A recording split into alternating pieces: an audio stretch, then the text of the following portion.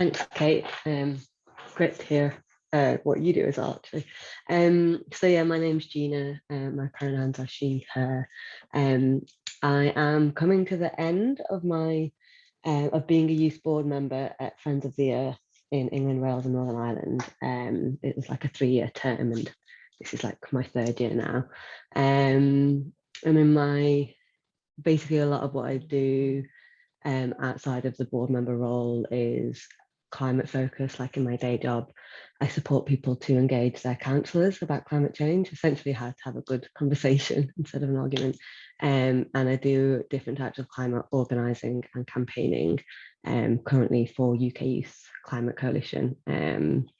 Yeah, and very much have like justice and systems change at the heart of that, and really try to centre joy in this work. That's really important to me.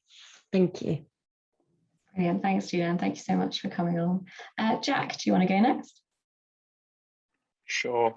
So hello, everyone, and good evening. It's great to see so many people here. My name's Jack. I am a trustee or a young trustee, although I'll probably get onto that, but I'm not really too keen on the term young trustee because I think, you know, just because you're young, you're still a trustee, but I'm sure we'll get onto that in a little bit. But I'm a trustee of Groundwork UK. So Groundwork's a federation of 17 trusts across England and Wales and Northern Ireland. And it's all about mobilising communities and local people to take action on the environment, to promote greener choices, and also to take action in the local environment and, you know, green jobs as well. So a very broad range of things. Every trust is different, so every trust across the UK will specialise in different things, or might do more of one thing and less of another. So, for example, in the northeastern Cumbria, they do quite a lot of like employment work and working in local green spaces. And in other parts of the country, they might have more in terms of like education, for example. But it's a really exciting charity. It's really hard to just summarise because the work that they do is so broad and diverse. I've been on similar to Gina. I'm coming to the end, to the final year of my 3-year term. And I was appointed alongside another trustee as well, another young trustee called Pfizer, which has been really nice because we've had each other to kind of bounce off for the duration of our term. But it's been really rewarding, got a lot out of it, learned a lot as well. But yeah, looking forward to the session and hopefully getting into a bit more of that as well. Amazing, thanks, Jack. Yeah, I'm really interested to hear more about your experience. Nina, do you want to go next? Thanks, Kate. Sorry, I'm a bit coldy. I've been struck with the freshers flu, which if you've ever been young and at uni, you will maybe have got, maybe not quite this version. So I've been a trustee at Earthworks for nearly a year now. It's a local charity in St Albans that provides day opportunities for adults with learning disabilities or on the autism spectrum. So it's kind of a green therapy, horticultural care, fine motor skills. And what really drew me to the charity when I was looking at becoming a trustee and thinking it was something that I kind of wanted to do for me, but also for the local community, and at a time when felt like there were so few opportunities to do a lot in COVID, was that they really are balance the social and environmental sustainability, and they really kind of complement each other in a way that I think not many charities yet have managed to get really in such close dialogue. And I think that kind of the importance of putting human dignity and environmental integrity really hand in hand is something that I am so keen to advocate on behalf of Earthworks. And even though they're a small local charity, they have such a great reputation. And so I think the role of young people as kind of advocates, and particularly being quite vocal in online spaces and proactive there, is something that we really have and can kind of, I don't want to say teach the older members of board, but I think really help facilitate those things for older people, and kind of get that intergenerational conversation onto this generational kind of platforms. Yeah, but I'm really thrilled to be here and really excited to hear what everyone else has to say. Thank you so much, Nina. And last but by no means least, Elliot. Thanks, Kate. So yeah, I'm Elliot. I started out as a trustee at my local students' union as a sabbatical officer, so a bit similar to yourself. And then I was approached to become a trustee of Staffordshire Wildlife Trust. and like helping them establish like nature recovery networks. But one of the areas I've been really focused on is like youth engagement. So I helped establish their youth environment summit at Staffordshire, getting young people across colleges, schools and universities involved in discussing environmental issues. And I also established, as now the chair of their sustainability project group, getting them to become carbon neutral as an organisation, reviewing waste, water and efficiencies, and looking at basically procurement policy as well. So that us as an organisation can basically do best practice and encourage organisations to do the same. Amazing. Thank you so much, Elliot. And thanks everyone for introducing themselves. We're going to jump straight into some questions. And as I did say earlier, for anyone in the audience, if you have any questions as we go through, please feel free to put them in the chat and we will try and come back to them later at the end. But my first question is quite a basic one. It's how and why did you become a trustee? I think some of you may have touched on it a little bit. And I'm going to jump over to Nina first, if that's okay. Yeah, I feel like I've already kind of said it, but I think whilst I was in my final year of uni, I was doing quite a lot of volunteering for lots of different charities, so seeing kind of a lot of intersections. I worked a bit, I'm a singer, Nina Mai sings, and I was going into prisons and kind of giving workshops there, or into schools, into some SEND schools. And I guess I just began to think that I don't want to just do this purely operationally. Like, it would be quite cool to have some sense of like where the other stakeholders are, and not just being a little cog. But well, we're all, regardless of the cog, every cog's important. But I think wanting to understand strategy and to slightly like elevate my own the ability to like make a difference at a systemic level, rather than just like doing kind of what you're told. But yeah, I'd be really interested to hear what other people thought. Anyone want to jump in next? Yeah, I'm happy to jump in. So how and why I became a trustee, I'd probably say that it's kind of, I'd probably answer it in two ways. So firstly, probably similar to Nina, well, to make a difference. You know, I think that's why everyone goes into this.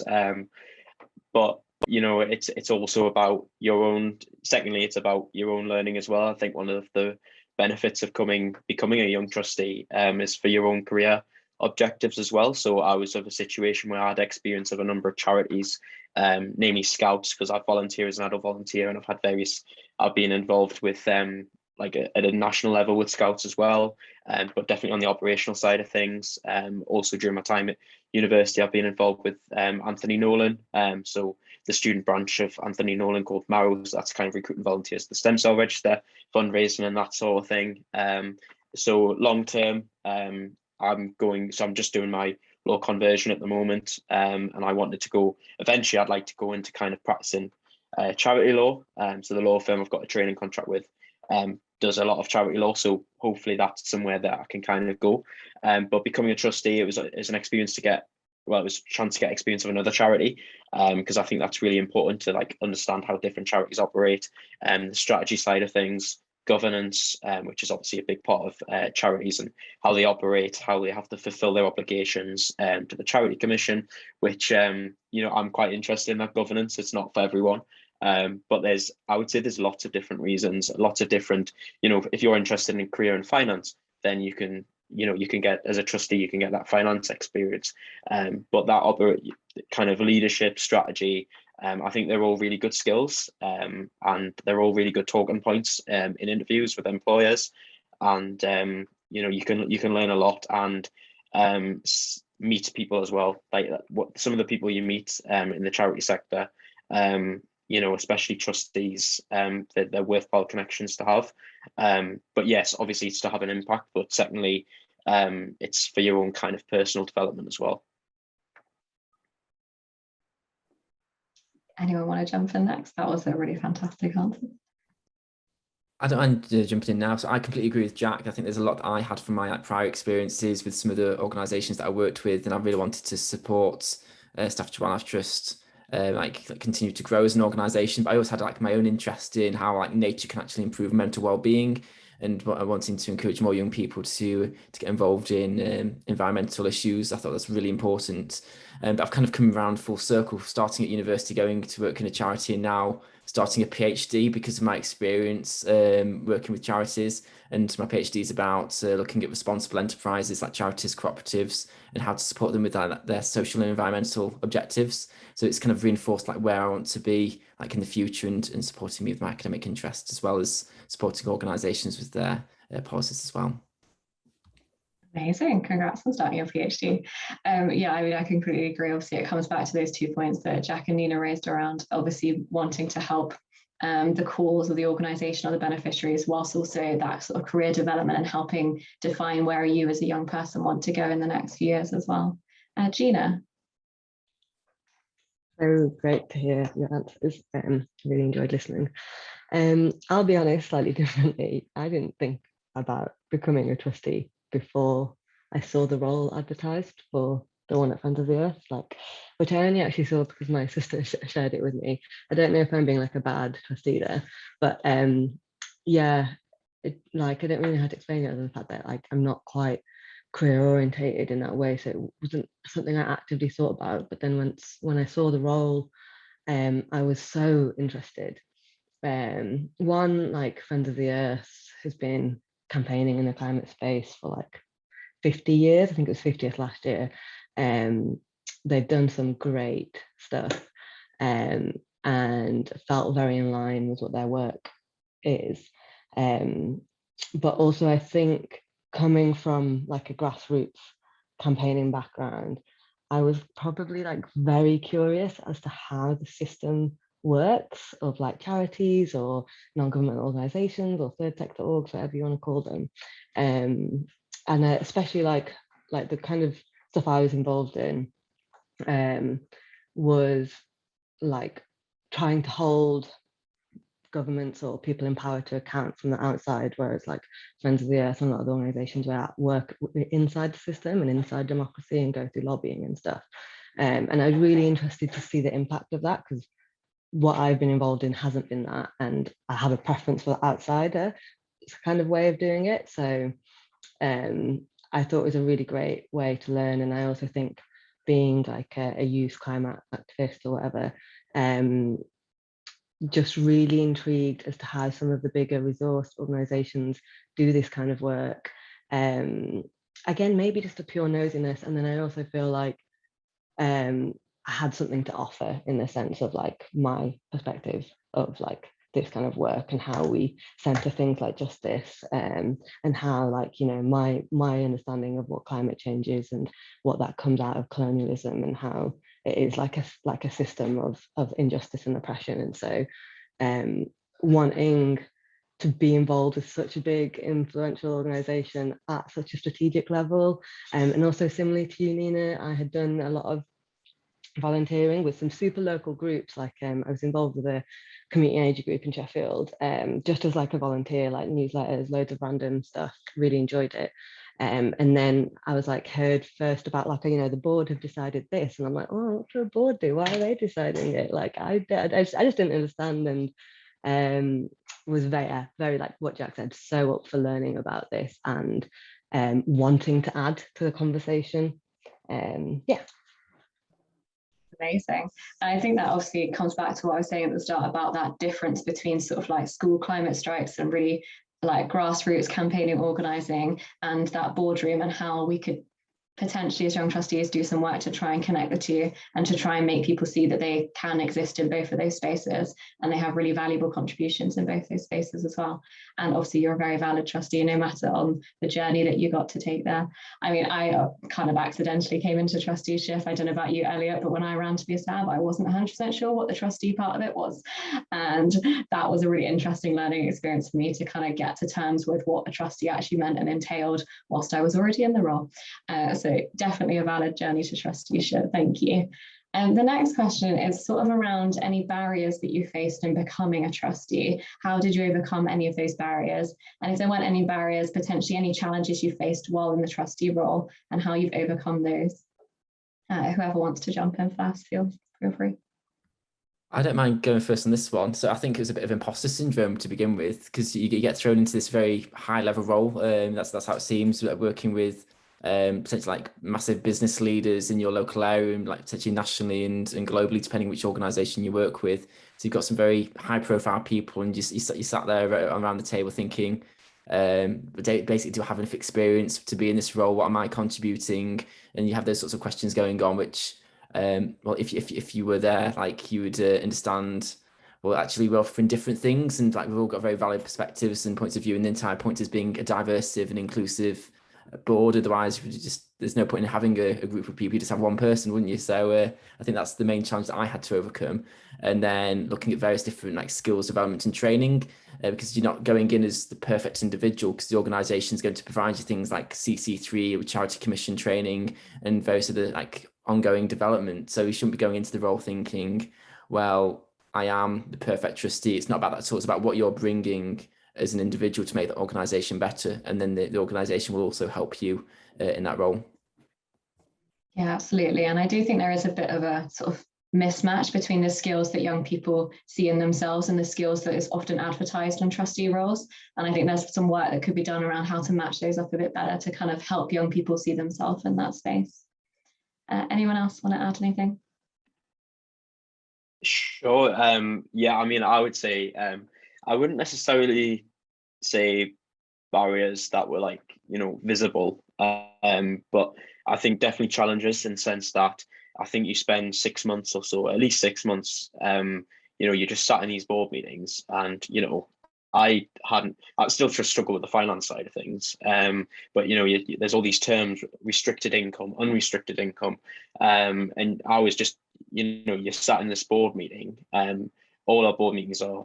That's one thing that's changed because of COVID, is they're all online now, which for charities obviously saves money on travel and things, and completely makes sense, and in some ways makes the role of a trustee even more accessible now. But I think you spend 6 months to a year probably just sitting in meetings, and you might be asking questions like, what is unrestricted income? Or you might be on your laptop or your phone Googling these terms because you don't really know what they mean. So I think it takes you about a year, until, at least I felt, it took me a year until I became a little bit more effective. One of the things that's worked really well for me is I've been very well supported in the role, but there was 2 of us who started as young trustees at the same time, so myself and Pfizer, and it's probably one piece of learning that I would recommend to other organisations if they're thinking of recruiting younger trustees, or not even just younger trustees, but trustees from from backgrounds that aren't necessarily, like Elliot said, from business, or come from that board environment, because it's for a lot of people, it's a very artificial environment, and you do get used to it. But I think I certainly felt it was a year before I became effective in terms of asking questions. But because I had Pfizer, what we'd often do is we'd get the board papers a week beforehand or whatever it was, and then we'd read through them and we discuss them together, and that really helped because we were able to ask those silly questions to one another, or perhaps ask them beforehand, and then they didn't really feel so silly, even though no question is a silly question. But yeah, that would certainly be some of the challenges that I felt. But equally, when you do start, sometimes there's things that I've picked up on and no one else has picked up on. We did this survey, and for some of the questions we had like 3 respondents, and we were saying, 75% of people think this, and I just saw the numbers of respondents and said, well, it's not very accurate. There's only 3 respondents to that question. So there's certain things that actually as an outsider you do pick up on. So yeah, that's me, with some of the challenges I would say, but not necessarily barriers, because I feel like I've been more supported. Yeah, that's good to hear. And it's good that you've obviously got someone that you joined the board with to be able to ask those questions to and relay off. And I think, as you say, like having that person, whether it's a mentor, whether it's someone sort of joining at the same time as you, is really useful often in trustee spaces. Anyone else? I'll jump in. I really like the point you made, Jack, about how it does take like 6 months to a year of being in a board, because you meet like 5 to 6 times a year, depending on your own timeline. But and then like most board terms are a 3-year timeline. So it's like the first year you're just still learning about the organization. I find that such an interesting dynamic, because then you're also at that, like in a hierarchical organization at that level where you're making these big decisions. So yeah, I think that's such a great point to mention. I at Friends of the Earth, there was, instead of talking about the barriers, I might talk about like, because I felt a lot of what Jack had said and what Elliot said about imposter syndrome, but I might focus on a little bit about how I overcame them. When I joined, actually in the interview stage, I like kind of asked them in my first round interview how much they'd actually thought about hiring like a youth board member, because I didn't want to do it if it was a little bit of a performative thing, because I'll say like before this role, I'd been a board observer, but I definitely had no leadership experience in professional settings. So the jump was going to be huge and that learning curve would be steep, and I was up for it, but only with like, if the organization had actually thought about the kind of support that like someone without that experience might need. And the team, the youth action coordinator and our director of communities were amazing. At like, they were the reason this role has even advertised. And basically, like when I joined, I got a board buddy, so someone else on the board who I could do what you did, Jack, with Pfizer, like just chat about some of the papers and ask some of those questions. I was like, I don't know if I want to do this in front of everyone in my very first board meeting. That was really helpful. I also got time with each like staff member from like the senior leadership team to just talk me through. So like our finance person like sat down with me and just like talked me through like their finances right now and helped me with some key terms and stuff. And also just talk to me about what they're up to at the moment, and what's an important thing, and like what the big questions are for them, which cannot tell you how useful that was for me to have that kind of level of insight. And like speaking to the people on the board already, they were like, God, I wish I'd had that. I spent like the first year being like, what's going on? That was really helpful.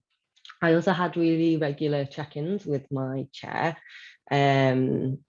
And like I've like spoken with my chair about certain access needs for me to be able to meaningfully contribute.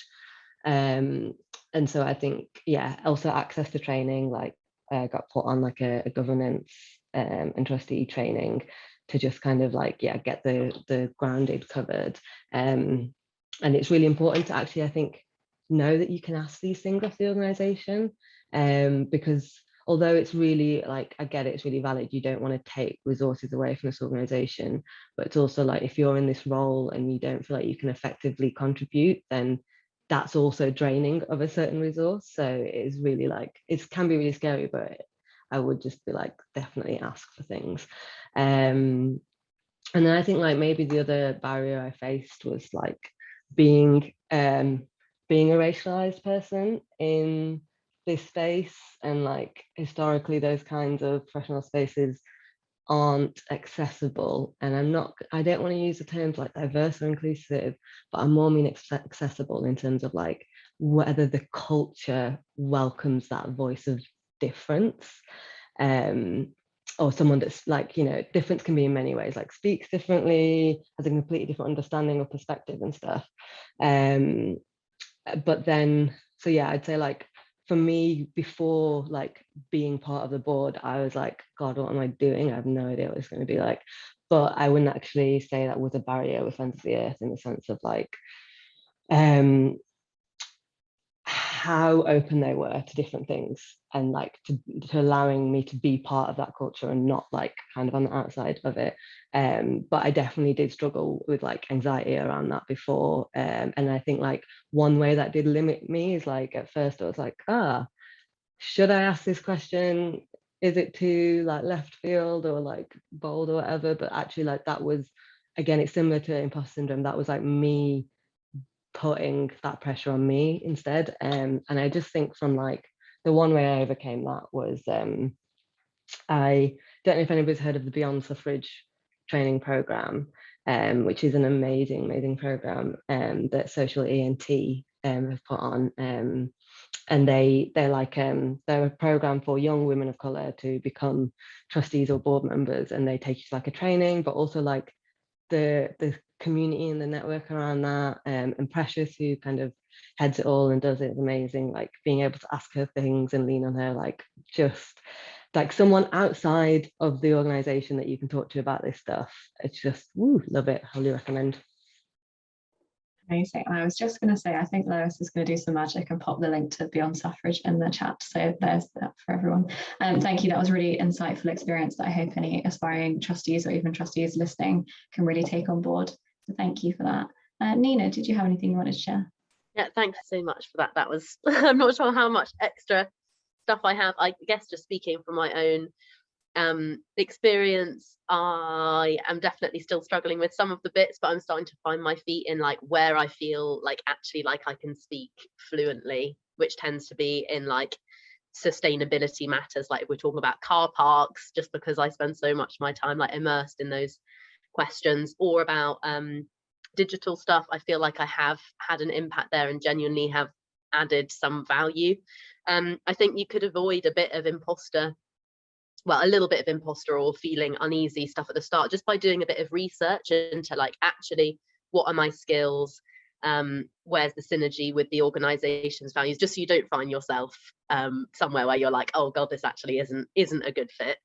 And also just on our board, there's no one with lived experience of disability, and we are ultimately a charity that our beneficiaries are all disabled to some extent. And I kind of brought that up as I was being inducted, and I don't think it had really, like, we were talking about the channels by which the beneficiaries get to the board, but I think because I was that like young person like reaching towards the power, I could kind of relate in a way to the other slightly more disenfranchised voices maybe within the organization. So I feel like that's something I brought. But also that's been challenging. I think you come with all the ideas and energy, and that's something that young trustees are quite good at, or like the passion.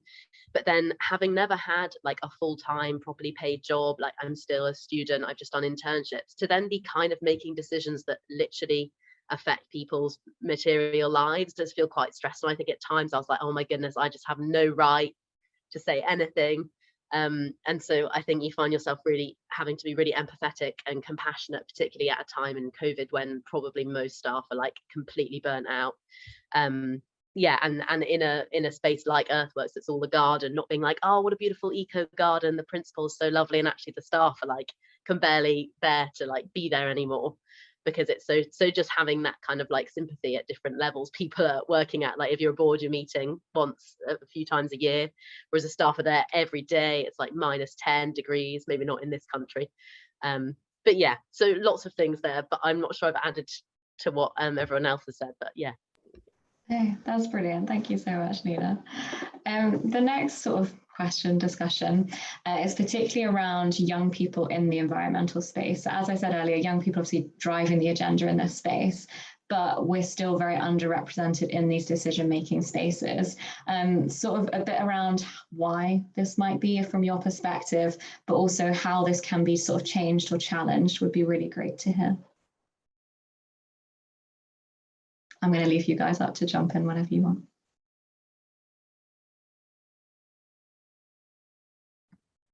I don't mind going first again on this one. So I think it's mainly to do with the opportunities.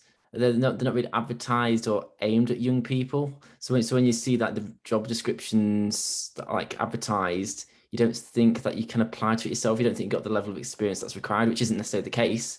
It's just you don't think it's something that's available to you. And there's some organizations that like don't even like put out the opportunities anyway, so you wouldn't even be aware of it. So I think it's about like looking at what you're interested in as a person, and then like even going and like approaching these organizations and saying, actually, this is something I'm being really interested in doing, is about being a trustee and supporting organizations such as yourselves. These are what my skills are. If you've done a skills audit, like where would I fit into this organization? Is this something that would be interesting like to consider? Because they might not even thought of like renewing their board, particularly with trustees in an age group such as ourselves. Yeah, that's a really good point, Elliot. I think the majority of charities are actually recruiting their trustees by word of mouth, particularly because most charities are very small. And obviously that's something that is a big barrier to young people getting involved, because you often get people in the same sort of networks that hear about it. So yeah, that's a really good point. Thank you. Anyone else? I just have a tiny point. That's about like just the conversations. Like I think so many board members also don't really know about young trustees, or would be kind of shocked, maybe happily surprised if like a young person came to them, and it might not be the best fit, and you might not get in, you might find after a couple of months, oh, this isn't. But I think what you have done is you've planted a seed that then kind of paves the way for other people. So I think it's not at all wasted time. Like, every conversation, it's kind of multiplication. It's not just attrition. It's not adding one. Like, you've spread the seed, which I guess is what the Young Trustees movement is kind of doing. And conversations like these, I'm all about conversations, because you don't have to be particularly qualified to have them. Amazing, and a really good environmental metaphor. I liked it. Gina or Jack, do you want anything? The only thing I'd mention is that I think the one kind of observation I've had is that generally, and I might be wrong with this, but this is just my observation, but I think youth sector organisations have been very good at recruiting young trustees. So I can think of the Scouts, for example, they recruit a lot of young people to their trustees. Similar with Girl Guide, but they're big youth organisations.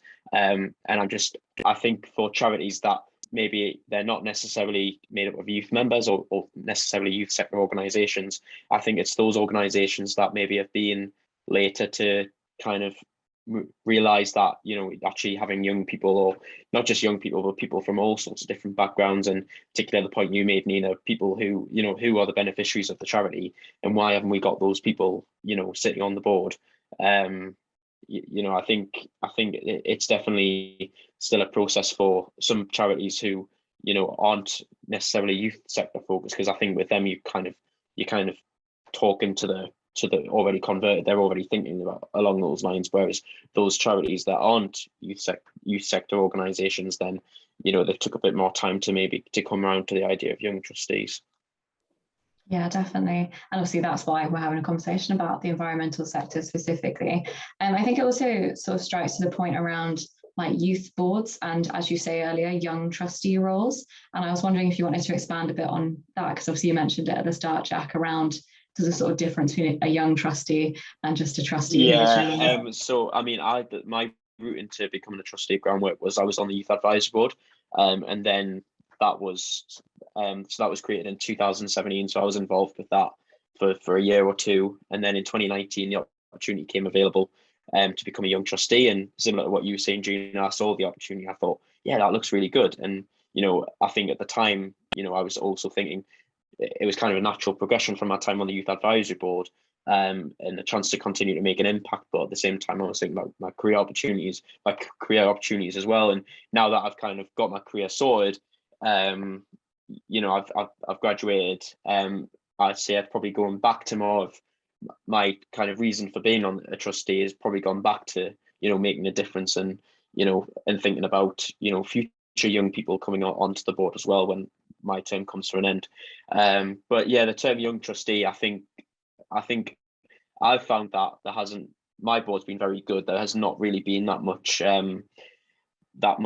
kind of differentiation between, you know, I feel equally valued compared to any other trustee. And, you know, there's some great trustees, they might be very, you know, senior in their senior years, but, you know, it doesn't mean that they're not, you know, on board with the idea, or they're not thinking, you know, progressively as well. But I think, you know, I think it's not just about young trustees, it's about recruiting people from all sorts of walks of life, and, you know, boards ultimately, you know, reflecting the people they serve, or the communities they represent.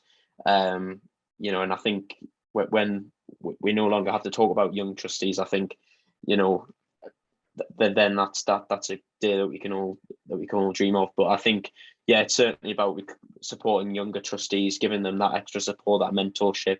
I think recruiting together in pairs has definitely been a big advantage I've found, and it's definitely something I would say to other organisations looking to recruit younger trustees.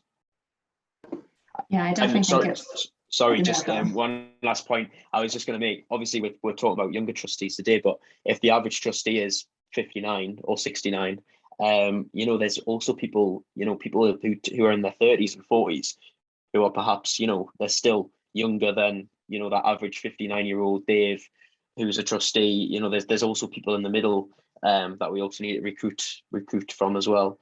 So sorry to waffle on.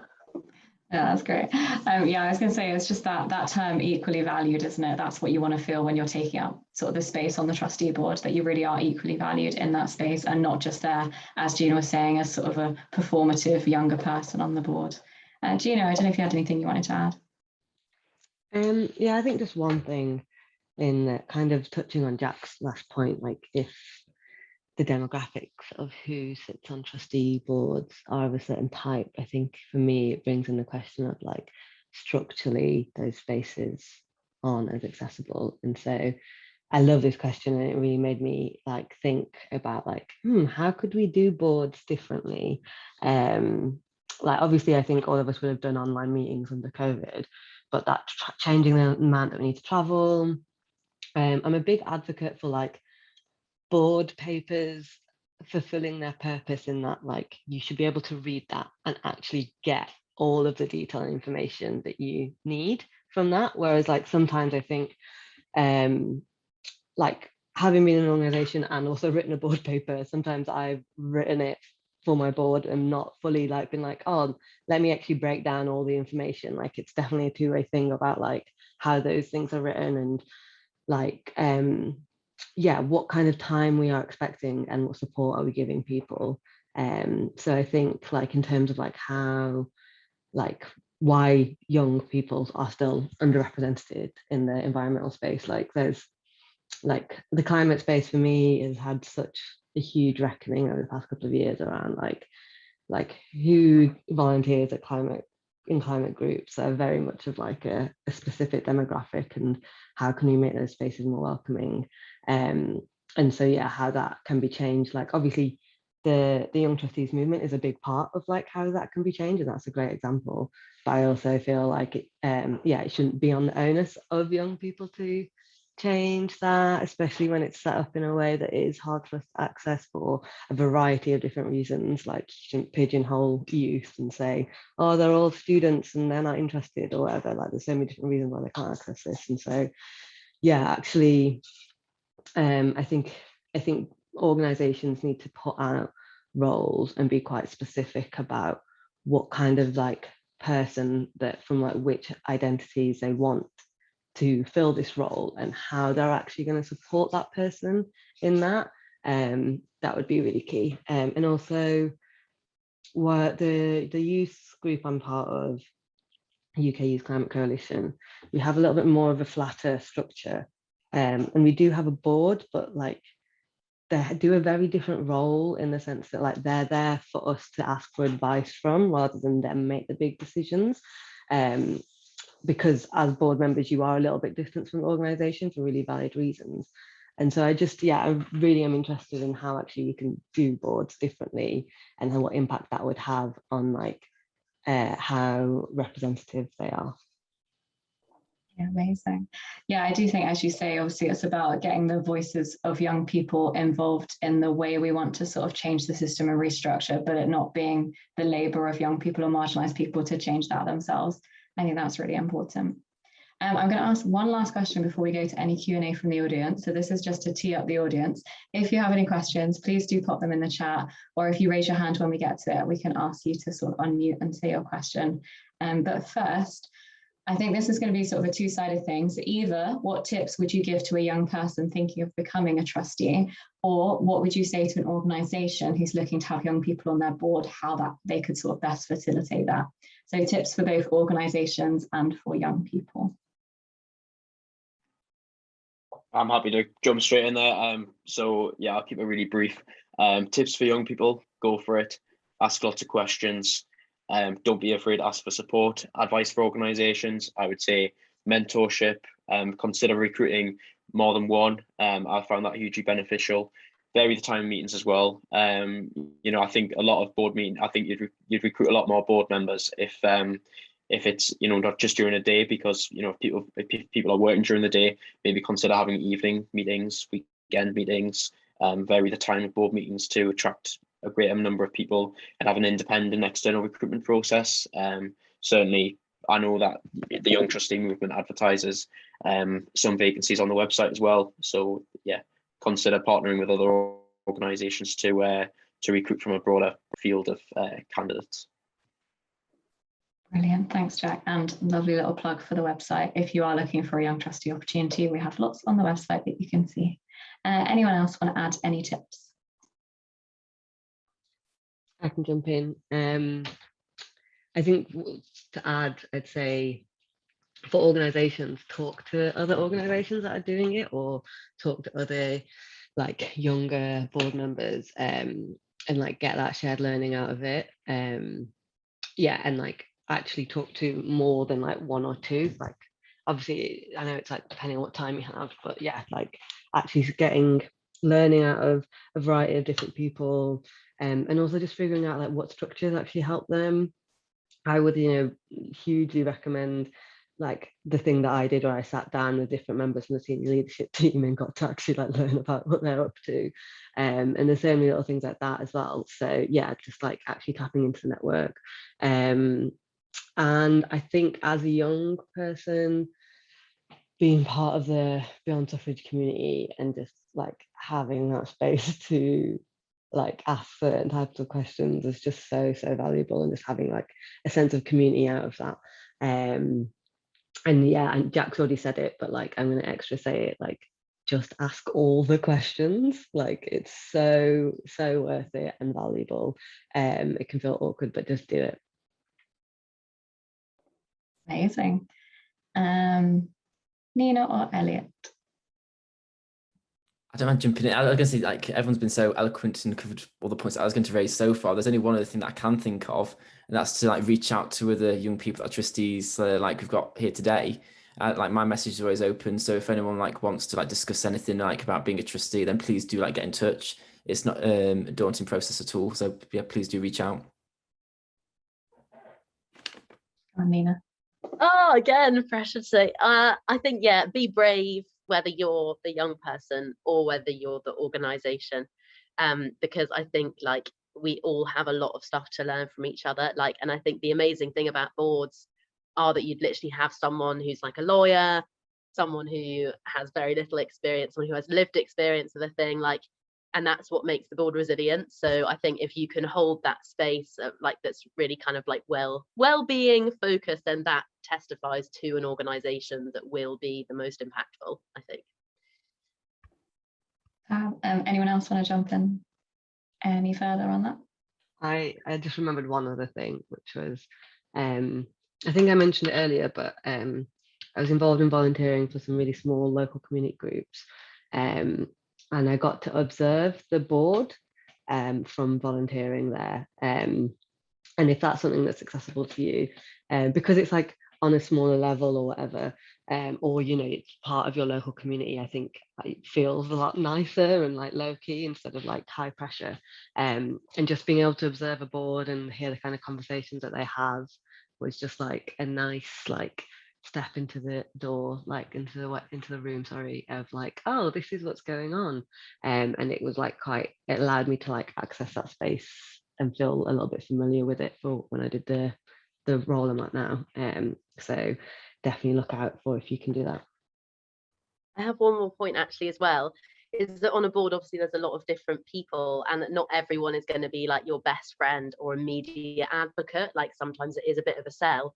But there will be that person who probably like maybe has kids your age and like knows really how to work. So if you are that person on the board, like maybe you take a lead, and you kind of like seek out that energy, and then that's maybe in a subgroup for environment or a subgroup for finance, and just kind of like find yourself. And then when you feel more buoyed up by kind of friendship and trust, then you feel more as a whole in the entire board. Great, thanks everyone. Those are really insightful and very valuable tips, I feel. I can't believe we don't have any questions. If anyone wants to put their hand up and ask a question, please do. Or there's one that has gone into the chat. I think that's just a bit of advice. So just to echo what current panelists have already said, they've experienced the board as a student observer for the last 2 years, but it meant they could get to grips with board meetings and feel comfortable. Then when the position came up to become the trustee, they jumped on the opportunity and were supported greatly. Would highly recommend this as a potential way for inducing young people without the daunting responsibility. That's brilliant. Thank you so much, Sam. But yeah, if anyone has any questions, please do pop them in the chat. I think it's because you guys have been very informative and extensive with your answers that everyone just feels overloaded with all the information and doesn't know what else to ask. I've got a couple more questions that I could ask if you guys are still interested while we wait for people from the chat, if anyone has anything. So I think the thing that I wanted to ask you guys was around what the future of a trustee boards looks like to you. So what do you see the future of trustee boards being in 5-10 years' time?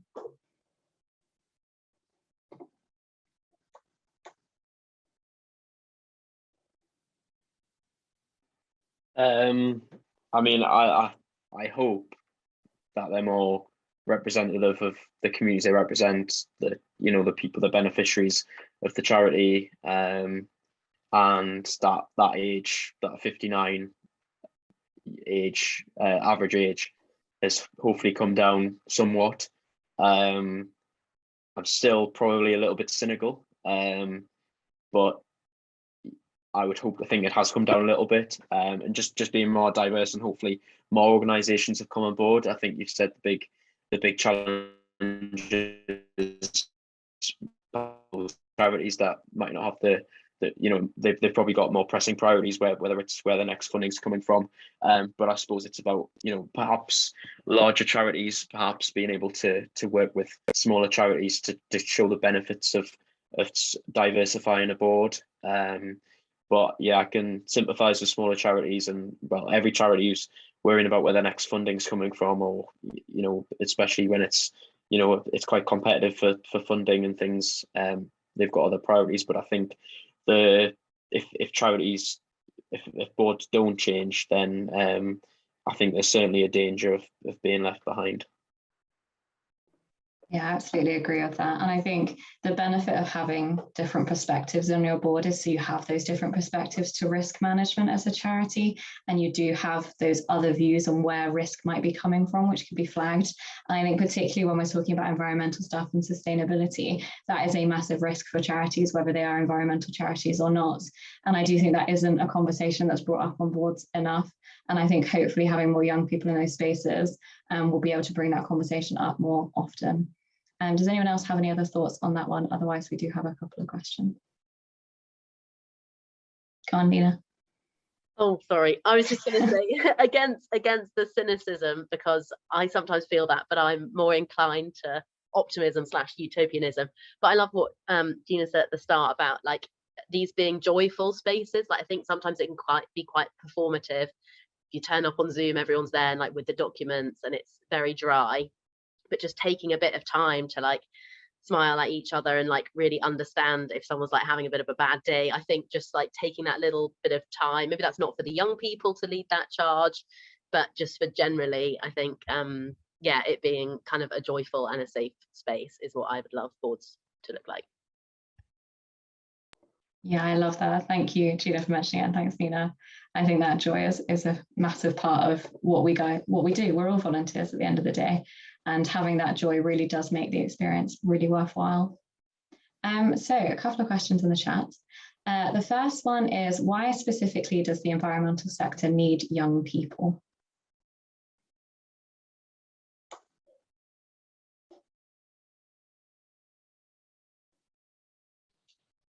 I can jump in. I feel like I'd maybe just say like, why doesn't it need the young people, in the sense of like I know the environmental sector is quite big, but often what the change they're trying to see is a more livable world, and that includes younger people, it includes everyone basically. So yeah, very brief, but I'd say that's my full answer. No, I love that. Why not? Can I jump into answer that one as well? I think there's 3 words that spring to mind. I think it's ideas, insights, and impact. And if you look at like what the trustees are doing, particularly like young trustees, and those like ideas, insights, and impacts that they're having, I think, like you said, there's why wouldn't you want to have more young people become trustees? Look at the exciting projects that they're leading on. Amazing. I'm expecting all environmental sector charities to have young trustees by the end of the week. So what is your best memory or highlight from your time as a young trustee? I would say probably one of my highlights was just go and actually see a project on the ground. So that was pre-COVID, when we had our annual meeting in Blackpool, being able to see a groundwork project in Blackpool. Being able to see, because as a trustee, you kind of, you fly into an organisation every 3 months and you meet up and you see what's happened, and then you fly out, get on with your life again. It's kind of like you parachuted in for a couple of hours and then you parachute out again. So I think it just reminds you of why you do it, and the impact that the charity has on the ground, and also being able to see, I mean, the charity groundwork has fared quite well during COVID, so that's been a personal highlight. I know other charities have really suffered. Worst moment, I think probably finance reports, not really my thing, but yeah, necessary, of course. Thanks, Jack. Anyone else want to add any highlights?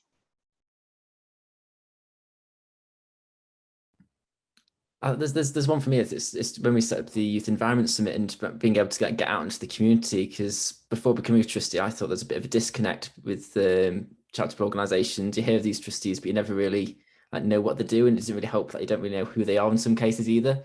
So being able to meet executive people such as trustees in these organisations actually makes it an option for you. Can discuss actually what do they do, and if you are interested, how you can become one yourself. Brilliant, thanks, Elliot. Any other thoughts? 2 weeks ago, so Friends of the Earth does these things that they call board away days, or it's just a whole weekend where we meet up.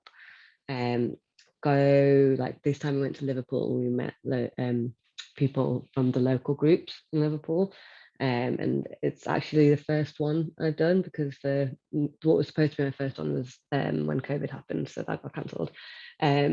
But yeah, similarly to what Elliot and Jack have said, just being there and chatting to these amazing people, hearing from them how Friends of the Earth has supported them, but also what Friends of the Earth could do better, what other support they need. Yeah, it was such a lovely evening.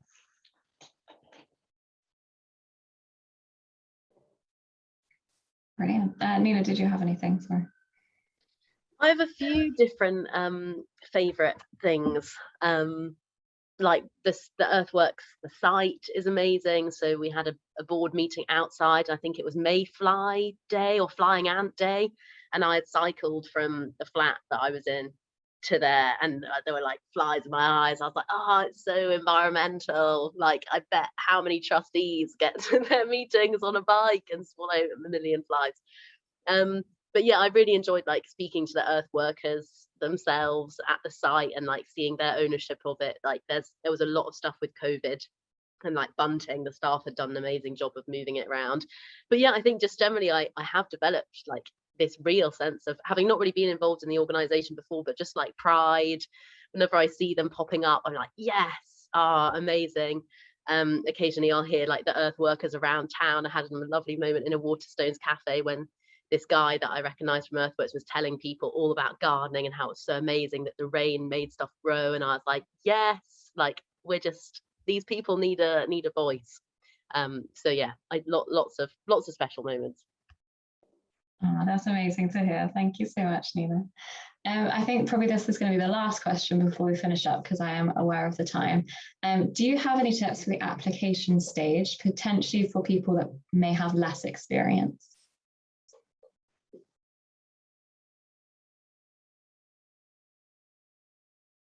I mean, if you are lucky enough to have friends or family who kind of are a bit experienced, or a mentor or someone you just know and respect, then getting them to help with it. I think always asking for help and not being ashamed, because you can always learn stuff. Yeah, I mean, it's completely different. It depends on the I think if an organization has is specifically recruiting for a younger trustee, then I would hope that they would have they wouldn't necessarily, it's a bit like when people say, entry level jobs are no longer entry level jobs anymore because they ask for 3 years worth of experience. I would hope that any organization that is going through some sort of recruitment process for younger trustees, that they wouldn't just be looking for for experience to be looking. But remember, you've got lived experience that you can bring to the board. But it's obviously just demonstrating an interest in the charity and why what you can get from it and what you can offer them. So I suppose like any personal statement that you might do for university, for example, or applying for an apprenticeship, maybe see if there's anyone at school or university careers advice that can maybe help with that application, and just reaching out to people on the board as well. I mean, I'm certainly happy to, if anyone is ever applying for anything, reach out to other young trustees, use the Young Trustee Movement to ask for advice with applications. That's what I would probably add to that. I think I'd add as well that whatever organisation it is you're like potentially going to apply for, just like really demonstrate how you connect with their values as an organisation, or the change that they're working on. I'm guessing that you'll be applying because you do connect with that, and because of that means that you have some interest and experience in that kind of topic area and those values. So just like figure out where the like links are, and also my messages on Twitter are open, and I'd be really happy to help, because in some ways it's a hard question to answer without seeing like what they've put as a job specification and stuff.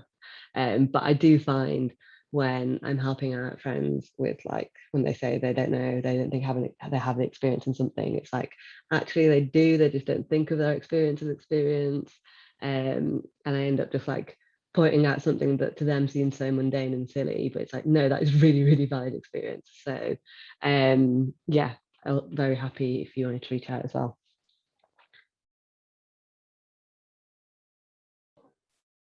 Amazing. Elliot, I don't know if you had anything else you wanted to add to that. If not, don't. Yeah, I think it's important to reach out to the organisation as well. So before I started as a trustee, I met up with like the CEO and a couple of senior leadership team. We had a walk around the headquarters at the Wolseley Centre, and just to get to know the organisation, see if it is a good fit for me, because it's not just about you being a fit for them. It's the other way around as well. So you want to like have that connection. Brilliant. All really valuable insights. So thank you so much, everyone, for sharing. We have come to the end of the session today, sadly. We have run a little bit over time, my apologies. But yeah, just thank you so much to our panelists for being such wonderful speakers today. I think your sort of experience and your insight has been incredibly valuable for people to hear, whether they're trustees, aspiring trustees, or just sort of working in the environmental sector space. Thank you so much for coming along. We really, really appreciate you giving up your time this evening as well. And thank you to everyone who's come along to watch. It's been great to have so many of you here to listen. If you do want to continue this conversation, there are a few next steps that you can take. I think some of the links have been popped in the chat earlier, but you can sign up to our digital hub at the Young Trustees Movement to connect with other trustees and aspiring trustees. And we also have a sustainability group on there, which might interest you on how we can engage with a discussion about sustainability in the boardroom in future as well. And we are also looking to do some more events on this topic in future. So watch this space, because hopefully we'll be announcing some more things. We always have some opportunities listed on our website, as we mentioned earlier, for trustee vacancies, if you're feeling really inspired and you want to start looking for your own role. And we do have a training session called Champion Training, where you can find out more about young trustees as a whole and think about how to advocate for young trustees further in everything you do. You can find out more about Our Bright Future on their website as well, including subscribing to their newsletter to find out about their projects and opportunities to get involved. But thank you so much to the Young Trustees Movement and Our Bright Future for facilitating this session today. I hope you found it useful. Thank you so much again to our panelists, and I hope you all have a lovely rest of your evening. Thank you very much.